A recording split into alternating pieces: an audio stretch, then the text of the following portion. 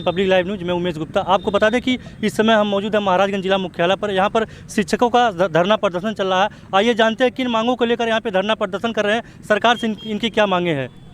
जी sir, क्या मांगे हैं सरकार से और किन मुद्दों को लेकर आज आप धरना प्रदर्शन कर रहे हैं। देखिए, हम कर्मचारी शिक्षक अधिकारी पेंशनर मंच के बैनर के तले या कई सूत्री मांगों को लेकर हम पिछले दिनों से आंदोलित हैं।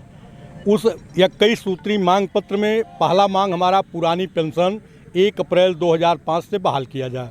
सभी को 1 अप्रैल 5 से पुरानी पेंशन बहाल किया जाए। उसमें शिक्षा मित्रों को अध्यापक बनाया जाए, रसोइया को 10,000 मानदेय दिया जाए, उनका बीमा कराया जाए और जो हमारे घटक दल हमारे साथ हैं, जो भी कर्मचारी वर्ग के लोग हैं, उनके जो मांगे हैं वह भी मांग उनकी पूरी की जाए। यह मांग उत्तर प्रदेश सरकार को बहुत दिनों पहले देकर वार्ता किया गया था। सरकार हमको झूठा आश्वासन देकर हमको एकदम अंधेरे में रखी थी। आज वह हम बर्दाश्त नहीं करेंगे। हम अपने धरना के माध्यम से सरकार को सचेत करना चाहते हैं कि आगामी 30 नवंबर को जो मेरा इको गार्डन लखनऊ में रैली है, वह रैली के पहले हमारे जो न्यायोचित मांग है उसको सरकार मान ले और सभी प्रदेश के सभी कर्मचारी, सभी अध्यापकों को वो दे दे।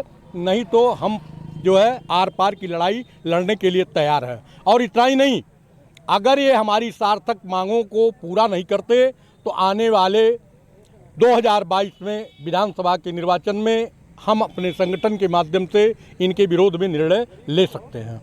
हमारे साथ मौजूद थे यहाँ पे प्रदेश अध्यक्ष, इन्होंने विभिन्न मांगों को लेकर यहाँ पर धरना प्रदर्शन किया है। महाराजगंज से उमेश गुप्ता धरना प्रदर्शन कर रहे हैं।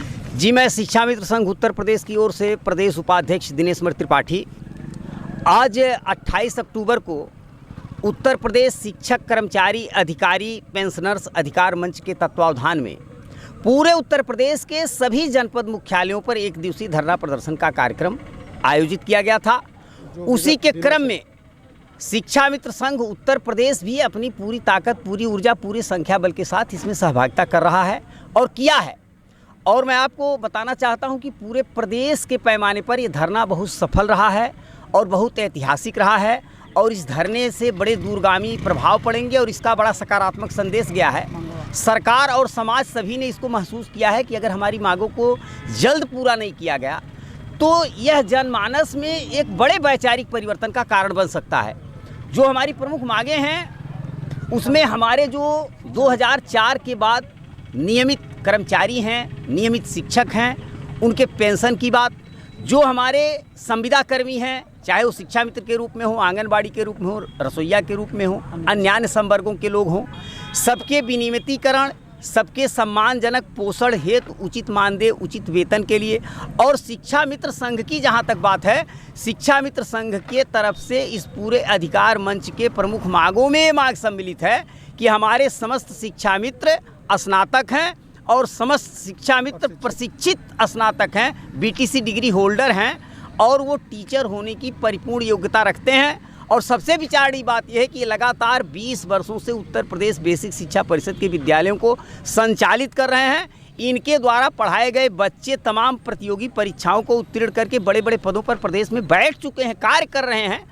अगर इन्हें एक अयोग्य शिक्षक की संख्या दी जाएगी तो जो जनरेशन हमसे शिक्षित होकर के प्रदेश में, देश में काम कर रही है, उसके द्वारा जो जन कल्याण के कार्य किए जा रहे हैं, लॉ एंड ऑर्डर के कार्य किए जा रहे हैं, डेवलपमेंट के कार्य किए जा रहे हैं, उस पर पूरे भारत की एक व्यवस्था पर, उत्तर प्रदेश की समूची शासन व्यवस्था पर सवालिया निशान पैदा होता है। तो ऐसा सरकार को नहीं मानना चाहिए, नहीं करना चाहिए और सम्मानित ढंग से सभी शिक्षा मित्रों को शिक्षक का दर्जा प्रदान किए जाने की मांग अधिकार मंच के प्रमुख मांगों में सम्मिलित है। और उसके साथ हमारी सभी 21 मांगे जो हैं वो पूरे उत्तर प्रदेश में भाजपा की सरकार जब 2017 में सत्ता में आने के लिए चुनाव लड़ रही थी, भारतीय जनता पार्टी के राष्ट्रीय अध्यक्ष जी, प्रदेश अध्यक्ष जी अपने घोषणा पत्र में इन सभी बातों को नियमित रूप से लागू करने के लिए घोषणा कर चुके हैं। उनके संकल्प पत्र में ये सभी मांगें जो हमारी हैं वो उनके संकल्प पत्र का हिस्सा है। हम कोई अलग से कोई मांग नहीं कर रहे हैं। हमारा कहना है कि 2017 में जो संकल्प पत्र लेकर के आपने हमारा जनता का, कर्मचारियों का, अधिकारियों का, सभी वर्गों का वोट लिया है, जिसके बल पर आप सत्तासीन हैं, आप अपने संकल्प पत्र में किए गए वायदे को पूरा करिए।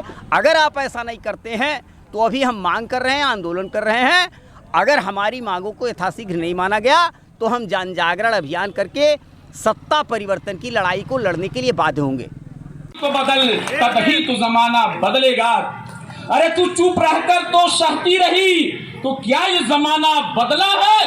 तू बोलेगी मुंह खोरी शिक्षिका बहना थी, अपने अपने दुपट्टे को कमर में बांध करके, अपने साड़ी के पहलू को मंजिल से जरा कह दो, अभी पहुंचा नहीं हूं मैं, कदमों को न बांध पाएगी इस सरकार की जंजीरें, कदमों को न।